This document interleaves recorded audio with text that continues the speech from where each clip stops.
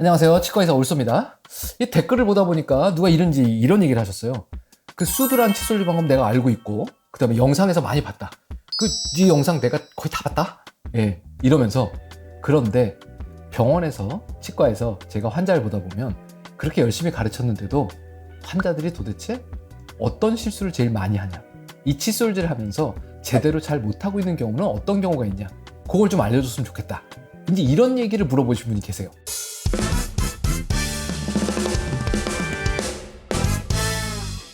일단 이제 저희 치과에 초진으로 처음 오시지 않습니까? 그러면 첫날 제가 입안 사진을 구석구석 이렇게 다 찍어요. 그래갖고 여긴 좀 덜 닦인 것 같아요. 여긴 치석이 있네요. 여긴 충치가 좀 있어요. 요런 데 문제가 있어. 이런 얘기들을 쭉 설명을 해드리고, 자, 그러니까 오늘 응급은 없는 것 같아요. 막 신경치료하고 뽑고 임플란트하고 이런 건 없는 것 같은데, 이런 데 다 염증도 있고 문제가 있으니까 우리 이걸 한번 없애봅시다. 이렇게 얘기를 하고 밖에 나가서 칫솔질 배워갖고 가세요. 그래요. 그럼 이제 어떤 분들은 가서 잘 배우시고, 어떤 분들은 내가 유튜브에서 이미 다 봤는데 막 이런 얘기 하시는 분들도 있어요. 어쨌건 간에 다시 듣고 가세요. 그리고 이제 밖에서 가르친단 말이죠. 열심히 가르칩니다. 뭐 짧게는 한 5분, 10분부터 올해는 한 30분까지도 저희 실장님이 환자분하고 소파에 앉아가지고 그렇게 열심히 가르쳐드려요. 자, 그 배웠단 말이에요. 그리고 그 다음번에 약속 잡아서 오시라고 그런단 말이에요. 그럼 이제 물어볼 때 집에서 쓰던 칫솔 들고 와보세요. 그래요, 제가. 왜냐하면 칫솔을 보면 이 사람이 어떻게 힘줘서 닦았는지가 칫솔에 보인단 말이죠. 칫솔 들고 와보세요. 그 다음번에는요, 여기서 닦아보세요. 그래요. 그래서 닦은 걸 보면서 제가 제일 많이 하는 대사가 뭐냐면, 지난번에 칫솔질하는 얘기 저 밖에서 들으셨죠? 그 열심히 열과상의를 다했던 사람이 여기 와서 이걸 보고 있으면 눈물이 날 것 같아요. 그렇게 열심히 얘기했는데 왜 딴짓하고 계세요? 이게 제 입에서 나오는 것 중에 가장 많은 얘기입니다. 자, 첫 번째로는요, 갖고 오셨던 칫솔 좀 봅시다 라고 그랬으면, 제가 첫날 얘기할 때 칫솔이 부드러워야 돼요, 털이 많이 심어졌어야 돼요, 끝이 뾰족한 미세모는 안 돼요, 이러저러한 자격 조건을 가지고 있는 칫솔을 쓰세요 라고 분명히 얘기를 했거든요. 근데 칫솔을 꺼냈는데 어떻게 해요? 미세모 쓰지 말라고 그랬는데 이런 걸 더 꺼내서 들고 있어요. 그럼 이제 그때부터 답답하기 시작하는 거죠. 제대로 된 도구로, 그렇죠, 제대로 된 방법으로 닦으시라고 그랬는데 도구부터 이상한 걸 쓰고 있는 거예요. 그럼 뭐라 그러죠? 아니, 그렇게까지 얘기했는데 왜 이상한 걸 쓰고 있어요? 그럼 5만 가지 얘기가 나옵니다. 뭐 집에서는 딴 걸 쓰고 있는데 이걸 오늘 급하게 갖고 오느라고 갖고 왔다는 둥, 뭐 이거는 뭐 낮 시간에 회사에서만 쓰는 거라든, 뭐 변명은 거의 비슷해요. 그러면 하루에 3번 닦든 2번 닦든 한 번이라도 제대로 된 도구를 더 쓰는 게 좋을 텐데 왜 이상한 거 쓰느냐. 그리고 가르친 사람 입장에서는 얼마나 답답하고 안타깝고, 아주 나쁘게 얘기하면 화가 나겠어요. 그렇죠? 또 다른 거는 머리통에 작은 걸 쓰세요 그랬는데 칫솔을 꺼내놨는데 이따만한 걸 들고 와요. 그럼 정말 뺏어서 버리고 싶습니다. 학원에 오면, 그렇죠, 병원이 학원 아니지만 쓰라는 참고서를 봐야 될 거잖아요. 그렇잖아요? 내가 생각하기엔 이 참고서가 좋은 것 같은데? 그럼 집에서 공부하면 되죠. 안 오고요. 이건 제가 놀랍죠? 아주 놀라운 칫솔을 팔고 있어요. 사람들의 꿈은 이런 건가 봐요. 그죠? 이렇게 큰 거 가지고 칫솔질 1, 2, 3 끝, 이런 거. 다이소에서 샀는데 말이에요. 자, 그래서 일단 칫솔을 좀 보자 그래요. 그럼 칫솔부터 잘못되어 있으면 칫솔질 하는 건 안 봐도 돼요. 왜요? 아니, 처음부터 흔히 말하는 선생의 말을 따르지 않는데 나머지가 될 리가 있겠어요? 이런 분들은 입안을 안 봐도 입안 상태가 처음 왔을 때와 별반 차이가 없어요. 아니, 와서 스케일링이나 할 거면 근처 치과에 가서 스케일링 받으면 되는 거지, 뭐하러 힘들게 몇 개월씩 기다려서 저희 치과에 오시는 거죠. 그죠? 지금도 가시면 동네 치과에서 바로 스케일링 해준단 말이죠. 그러면 또 문제가 생겨서 또 몇 개월 있다가서 또 스케일링하고, 이런 거 하지 말자고 저도 힘들지만 똑같은 얘기를 환자분들한테 매일 반복하고, 그렇죠, 될 때까지 옆에서 도와드리려고 하는 겁니다. 그 다음번에는 제가 뭐라고 그러냐면, 자, 저한테 설명하지 마시고 집에서 닦는 것처럼 닦으세요. 치약은 없지만 지금 닦으세요. 저한테 설명하지 마시고 저는 어떻게 닦는지 잘 알아요? 닦아보세요. 그럼 이제 여러 가지 분들이 있어요.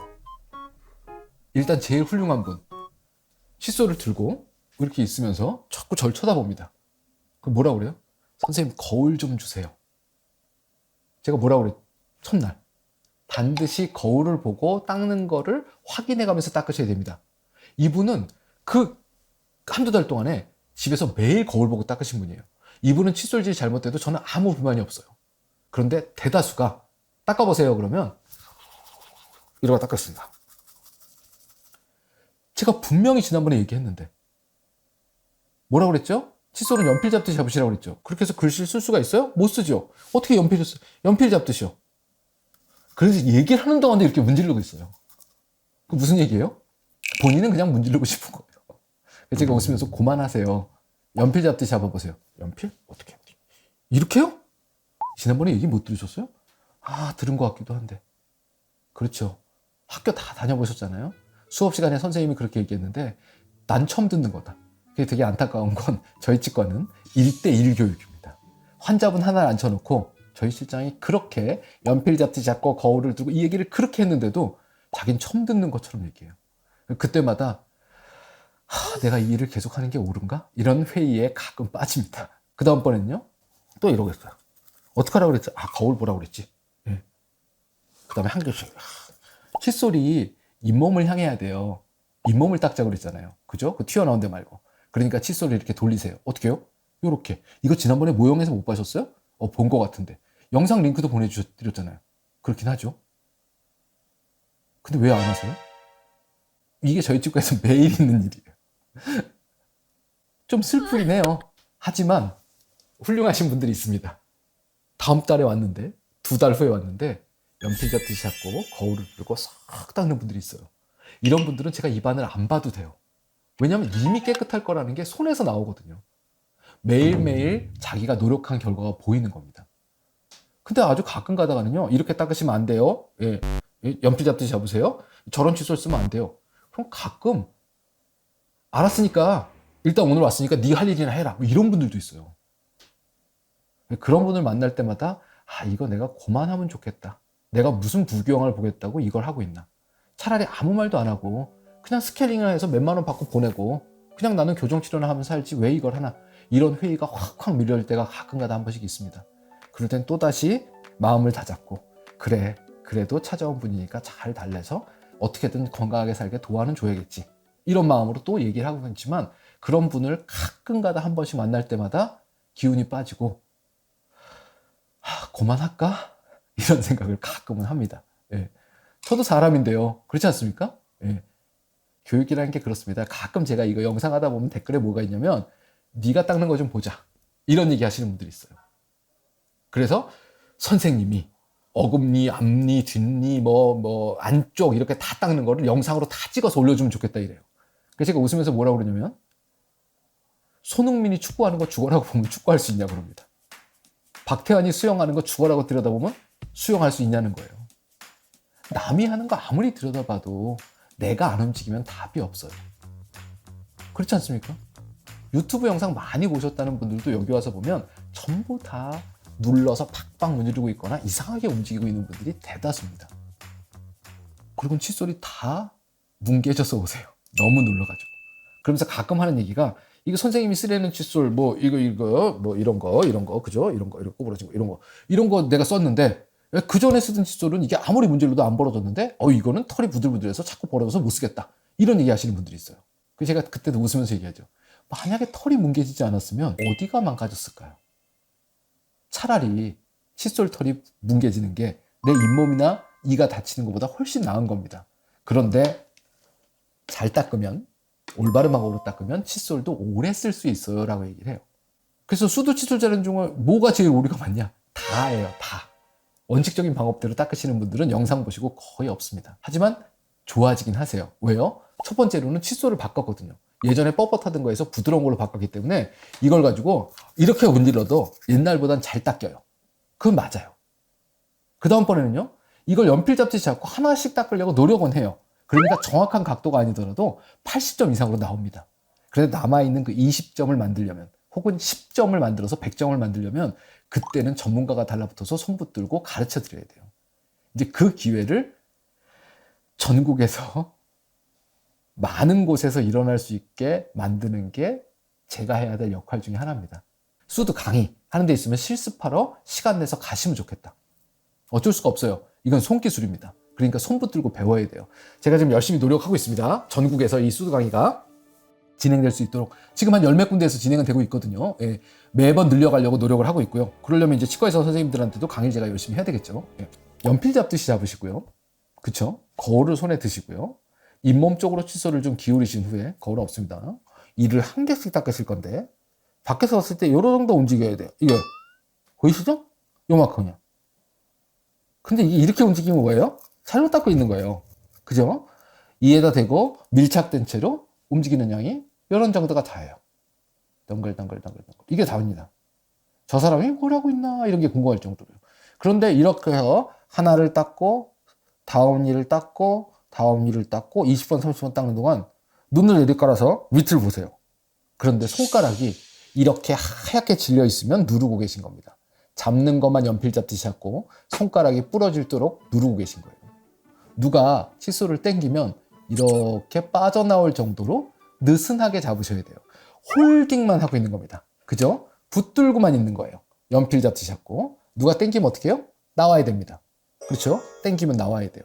대신 유지는 하고 있어야 되는 거죠. 그래야 한 개씩 이를 닦을 수가 있으니까요. 바깥쪽을 잘 닦게 되셔야 안쪽을 닦을 수가 있어요. 그래서 나는 잘 닦는 것 같은데 안쪽이 안 닦인다 이러시는 분들 보시면 바깥쪽도 제대로 못 닦는 분들이 많습니다. 생각보다. 우리가 그동안에 20대, 30대, 40대, 50대, 20년, 30년, 40년, 50년 동안을 칫솔질을 잘못해서 충치와 잇몸질환이 생긴 채로 살았어요. 자, 이걸 개선할 때 얼마나 걸리면 좋겠습니까? 오늘 하루아침에 절대로 안 됩니다. 내가 열심히 노력해서 이거 맞나? 다시 보고 요게 맞나? 누구한테 물어보고 최소한 짧아도 6개월 이상 노력을 해야 그동안에 20년, 30년, 40년 잘못 살았던 거에 습관을 교정할 수 있는 거예요. 그러니까 오늘 이 얘기를 들었다고 갑자기 100을 하려고 드시는 건 욕심입니다. 예를 들어서 수두란 칫솔질 방법을 모르고 살았으면 아직도 이러고 있을 거잖아요. 그죠? 근데 오늘 그걸 배웠으면 조금 달라진 거예요. 그러니까 너무 조바심 내지 마시고 차근차근 쉬운 데부터 하나씩 원칙적이고 올바른 방법을 습관화하도록 노력하셔야 됩니다. 칫솔질이 쉬우면 제가 여기 와서 이렇게 칫솔질 얘기 가지고 영상을 여러 개 만들지도 않아요. 그리고 칫솔질이 쉬우면 잇몸 질환 때문에 고생하신 분들도 없어요. 슬프지만 제 직업이 없어질 수도 있겠지만 어렵고 힘들고 귀찮기 때문에 병이 없어지지 않고 있는 거고요. 그 얘기는 뒤집어서 내가 정말로 열심을 다해서 노력하지 않는 이상 이걸 얻어내기는 어렵다는 겁니다. 그렇기 때문에 나머지 공부하는 사람들, 도와줄 수 있는 사람들이 옆에 있는 거고 그 사람들이 치과 의사인 거죠. 1번 S가 뭐죠?